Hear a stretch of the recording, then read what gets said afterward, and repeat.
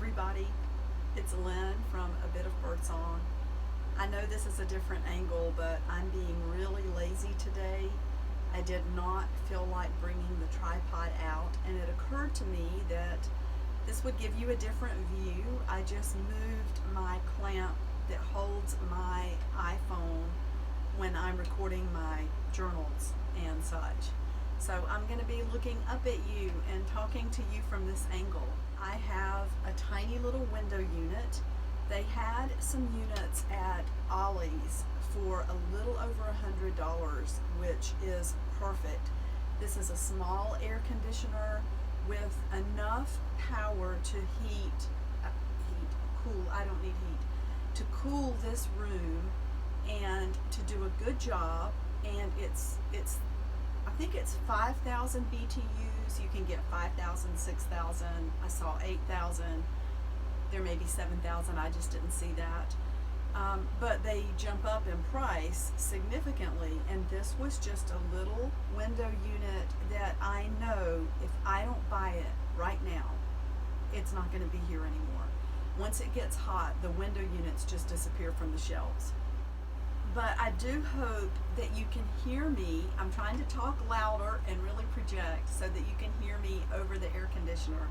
I have the video for you of the Pantaloons, the most recent pair that I made. So I've made 2 pairs now, and fortunately this second pair turned out as great as the first pair. When I say great, I mean in my opinion. I like them. I have worn them and they are so comfortable. They're very, very easy to move around in. They're cool. So I hope that you can glean something from this. Those of you who wanted to see it, I hope it's not confusing is what I'm saying. Before we get to the tutorial, I wanted to tell you something about the garden. Everything is growing so beautifully. I've continued to plant seeds that Jason's sister gave me last year. They're all coming up so nicely. Really nice seeds, and they were really nicely packaged. I will have to show you what I'm talking about, and I'm planning to do a video at my potting bench. But I noticed a couple of days ago, I have 2 long planters, just plastic, inexpensive planters that have lettuce seeds. And all of it was growing. It just looked so great. And then a couple of days ago, I went out and about maybe a fourth of one of the planters, all of the little seedlings were pulled out. There were just little sprouts everywhere, and something had been digging. I looked out the window this morning when I got up. The cats and I love to go to the window first thing and just peep out at the vegetable garden and see what's going on, and just look at what was out there.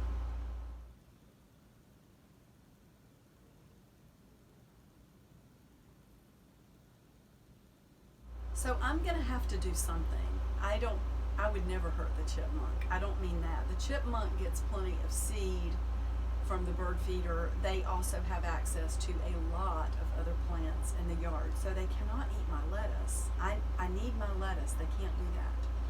So I'm going to have to put chicken wire or something over it. And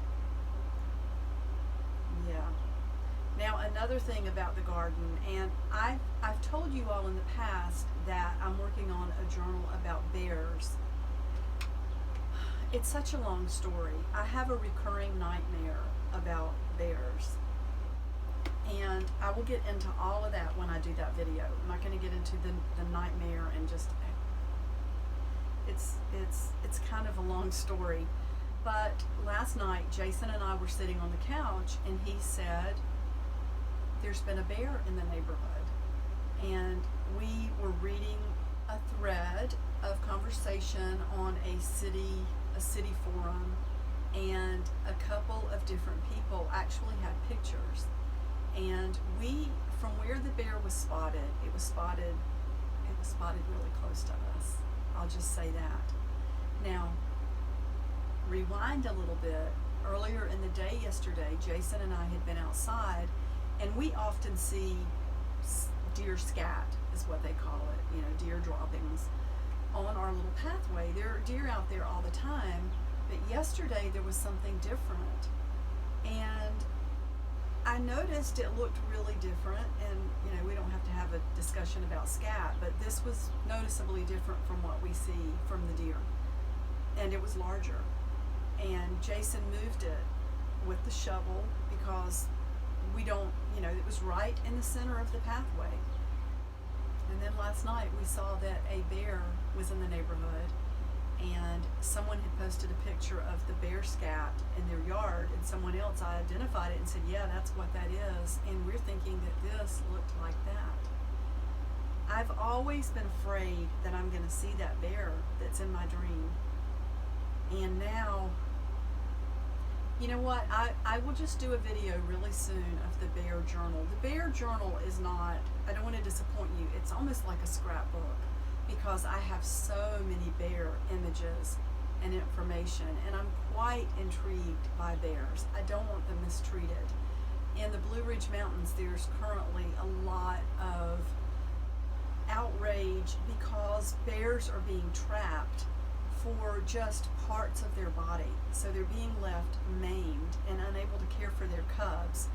I don't want bears to go away, but I don't want them to bother me, especially not after I tell you about this dream. So anyway, I'm just kind of rambling, as I am prone to do. If you have any questions about the Pantaloons and how I made them, let me know. I'm happy to do another video. I am going to make some more. So, hey everybody, I hope you can see me. We're going to try to do this whole pantaloon thing right in this little window of space. I found some fabric that I really like. It's a large piece, and it's got this beautiful, beautiful pattern with tiny, tiny little pink roses, and I love this beautiful color of blue. Now, there are some stripes in this, and I want the stripes to go up and down, you know, for a thinner look. The first piece of fabric that I had was cotton. It was a little bit heavier than this, so this is going to be different. Fabric really affects the outcome. I'm going to cut this across the top right in the center so that I have two pieces of fabric. And I'm going to make sure that this edge is lined up nicely so that the cut will be even. So I'm just going to go straight across the top here with my scissors. Carefully cut. Now that I have my two pieces cut, I can tell you the first pair that I made, the width before putting the drawstring in, it was 60 inches of fabric. So like 30 inches across each way. This is a lot wider than that. This is more than a yard. So I'm going to cut this. It's probably good for me to have these out anyway, so that you can see just how wide they are. And then they've got this little tie here. So, all right, so I'm going to cut it 31 inches. I know I have better scissors than this. Right down this line. I love that the stripes give me a really, really nice guide for cutting. I think I'm about a size 10, and I don't even know what my waist is. I know it's much bigger than it used to be. Back in the day it was 23 inches. Think about that. Maybe even, I was really skinny. Might have been even smaller than that. But now it's probably 30. Maybe even more. So when I did this, you know, I just had a piece of fabric. I held it up and it was really, really wide, and I knew I could just stand right into this. So now what I'm going to do is think about the length. And again, I did not measure. You know, we're going to have a casing at the top for the tie to go through. And I don't want these dragging the floor. I know that. So how long do I want these? And again, there's no pattern. This is just guessing. So what I did was let this fabric pretty much go almost to the top of my foot because I do want them long. I don't want them up on my calves. I don't want them dragging the floor, but you know, and they're going to have loose elastic. So I'm going to just lay my little fabric ruler down and cut right across the bottom at the length. And see guys, nothing is rocket science around here. Make sure that's all still lined up. So what I'm going to do is put these fabrics right side together. It's really hard to tell the difference, but one side is a little bit brighter. And I'm going to put a seam. I'm going to sew along the edge of each side, the outer edge. Just do a straight stitch. Probably doing a 1/4 inch seam allowance, maybe a little bit more, and then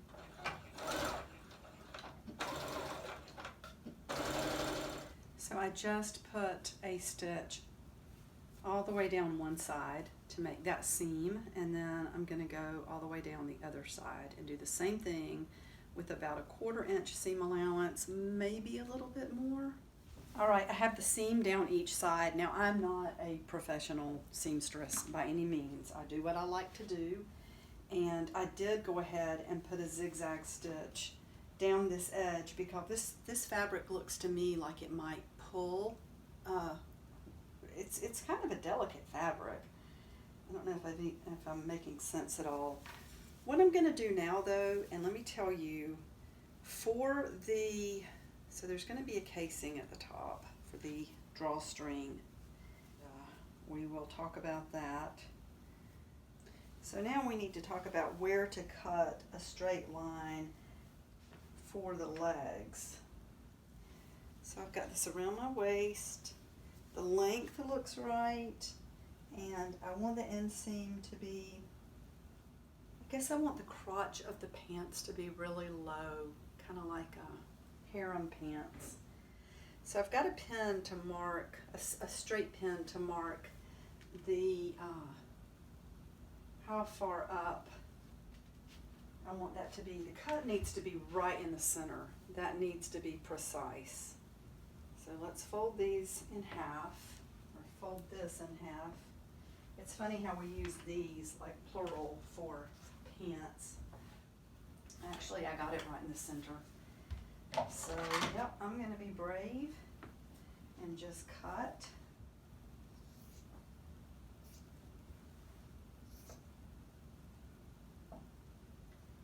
Everything's folded and smooth, so I'm just kind of pulling.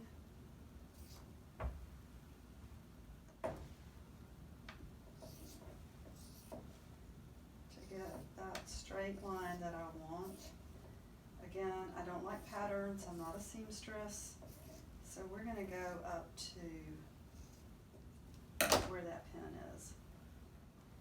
And actually, you know what? I'm going to leave the pin to keep the fabric together there.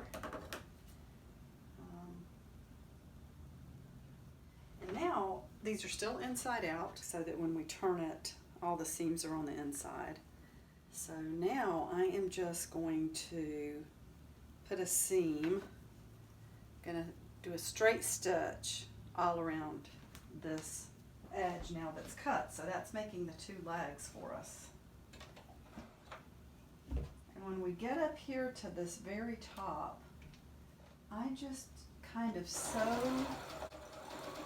around that very carefully. You want to leave enough of an allowance that you're not going to end up with a hole starting there right away. I even went back and forth there a couple of times. Now we need to talk about this casing, because at the top we need to have a way that the string can pull through and we're not going to have a ragged edge. Let me figure that out. The piece that I cut off of the side, I am going to make my tie with that, and I will probably cut like 1.5-inch strips and attach them so that they're long enough to pull through and make a tie. I'll show you how I do that.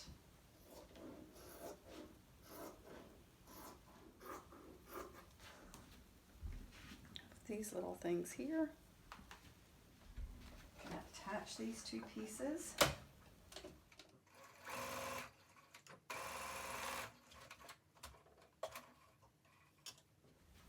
Got this attached, and now I'm going to go through, and the way I'm going to make a tie is I'm going to fold each side in, and then so they're folded in towards the center, and then I'm going to fold it again, and I'm going to do a straight stitch all the way down.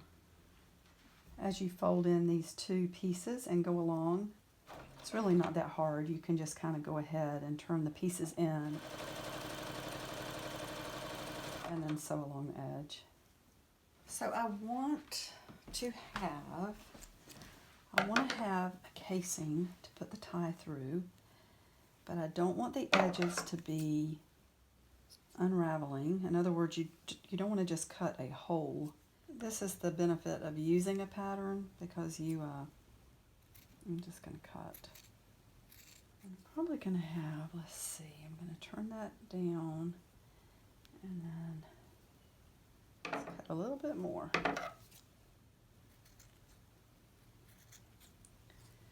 I'm going to cut that seam out.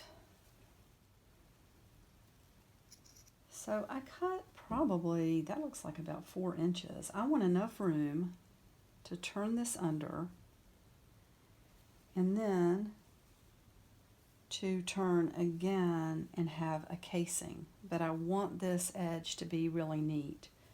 So I'm going to go ahead and put a hem all around this opening. So I'm going to turn it under twice, just a really small. Turn that under so it's only about 1/4 inch hem there or less. I want to wear these today. Okay, going around that edge, you just do the best you can and turn it back right there where that seam is. This is where it's good. If you have trouble with things like this, you might want to press it first so that everything stays in place while you sew. I'm not worried about a little bit of a sort of, I don't care if it looks primitive. I want it to be neat, but primitive's fine with me. If it looks like it was made out on the prairie, that's fine. So I'm going to have an edge that's neat for the tie to come through. I'm going to turn this under and then turn the whole thing under so that we're going to have a casing all the way around, but we also want a clean hem on the inside. So I hope that makes sense. But I need to start on this side because of the orientation of this. Okay, so put that under there, and it looks like I'm doing this at about, it's about a 2-inch casing.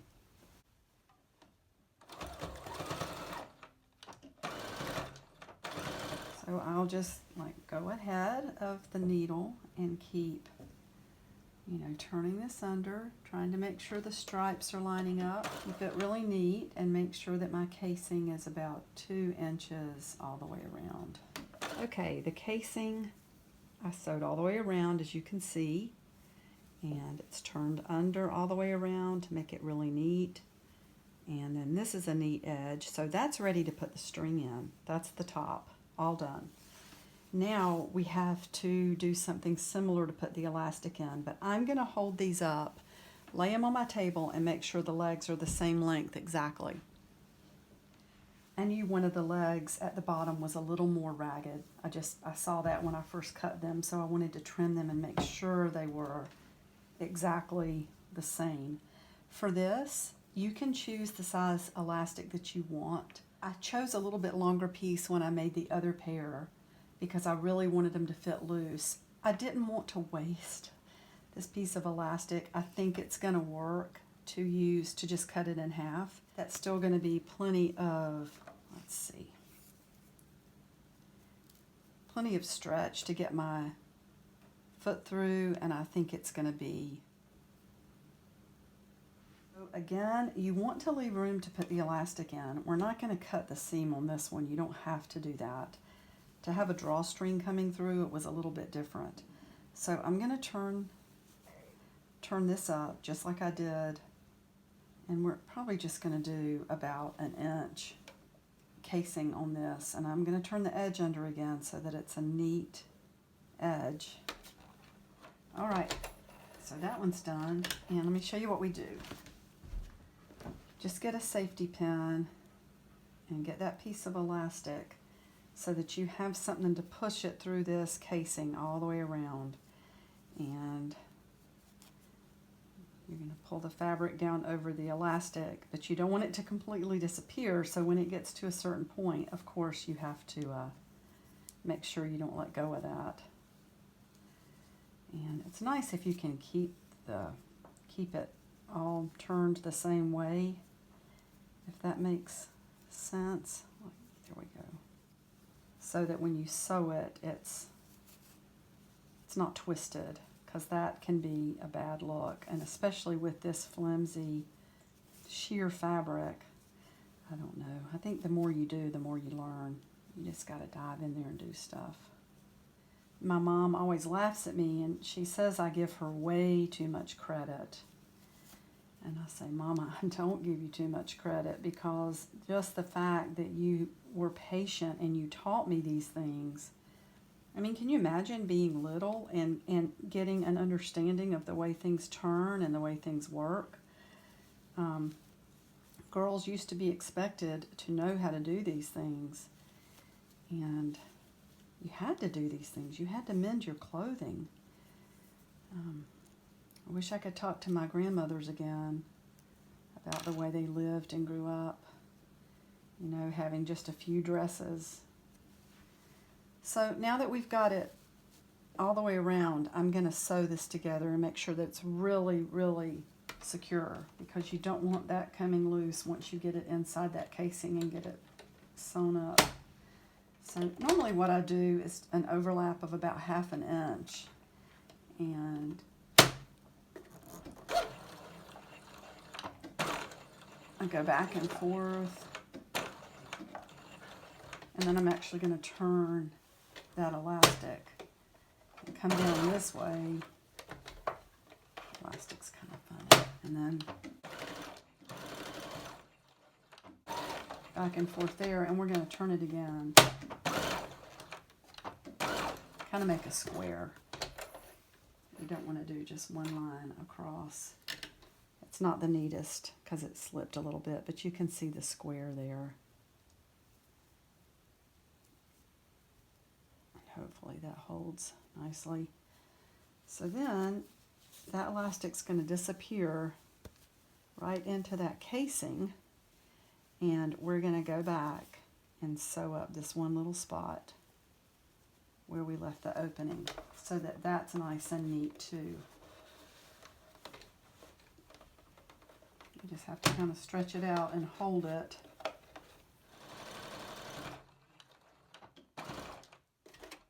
Make sure you cut both pieces of elastic before you do this, because you won't be measuring this once it's in there.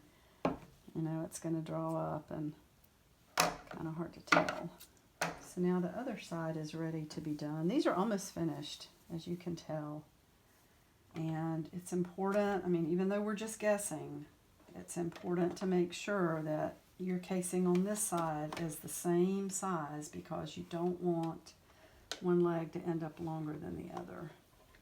Before you wash these, you need to make sure that it's tied, because you don't want it to pull through and disappear. I'm really happy to be able to share the Pantaloons, how I did that, and you know, it is such such a simple pattern, if you will. I didn't really use a pattern, but it's basically two rectangles of fabric.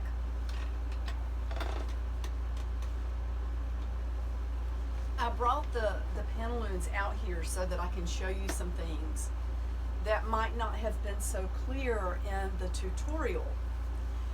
The first pair I made, I mean, look at how wide this is. It's about 30 inches across, and all the way around, it was about 60 inches of fabric. This fabric is a heavier cotton, kind of like sheets or curtains or napkins might be made from.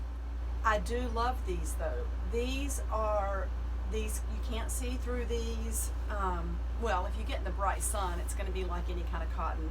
But what I mean is that it's not a sheer fabric. It's just a nice, sturdy cotton. And I'm expecting that these will go through a lot of washings and they will just get better and better for a long time. With this piece of fabric, the way that it was folded, the stripes were going up and down, which is what I wanted, but it was folded along one side, so I really only had to sew one side seam. I didn't have to sew up and down each side because it was already folded there, and I wasn't going to do any extra work. After getting the side seams in, basically all you're doing is making a cut right in the center of the fabric. You're going to measure what's best for you. I think after looking around a little bit on the internet, I think this style is called a Drop-Crotch. And I've been looking at some different, the way these are made with more of a fitted waist and then a lot more room in the hips and legs. This is probably something that I'm going to keep playing around with. Now, the pair that I just finished, and I love these. Oh my goodness. You can see once they're tied how different they look. This does not look wide at all.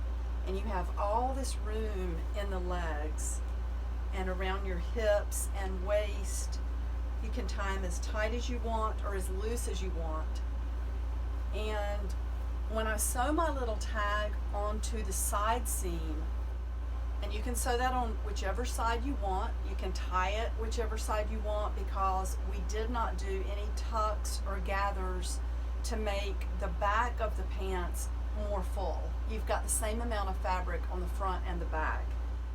When I sew this little square on, I make sure the stitches go across the tie and that the tie is completely folded in half, because I want the same amount on each side. You can see there's not much sticking out when the pants are completely like stretched out. Look how big that looks. These were so comfortable. I wore these for a 5-hour shift at work, and yes, I am back at work. I'm so grateful. I don't know what the future holds for the store. We have to get beyond, hopefully, any uptick in cases of COVID. I hear that the cases are going up. Now we've had the protest, which can add to that because you have people out together and people are starting to socialize again. But I'm hopeful that the store will continue to progress and we can get back on track to where we were. I always make sure to tie, before I wash mine, I tie this in a bow, to make sure that it's even, it shouldn't pull back into the casing because it's longer than the casing, but I just like to be on the safe side. You really don't want your drawstring to disappear. It's not so easy to get out once everything is sewn together and it disappears from you. Once you put these on, you can adjust the fabric, the way you want it. I usually pull the fabric so that I have the bulk of it in the front and in the back centered, not, you don't want it bunched up on one side or they're going to feel uncomfortable. It's going to pull the crotch to one side or the other side. This fabric, Oh, it's so beautiful. It's very sheer though, and it's very lightweight. It's a really lightweight cotton, I think. But let me tell you, these were so comfortable, and that was just, a lot of people said they liked these, and I feel like that was a success. As far as the length, in the picture that you're going to see at the beginning and the end of the video, I've got my pantaloons, the legs, pulled up to the top of my boots. I always work in boots. We do a lot of heavy lifting. We're carrying around heavy things. We're working around machinery and tools and things that are donated. So you don't want to wear lightweight shoes in that job if you're processing donations, which is what I do. So I had pulled the pantaloons up a little bit. Without the boots, they're longer. I mean, they're brushing my ankle bones.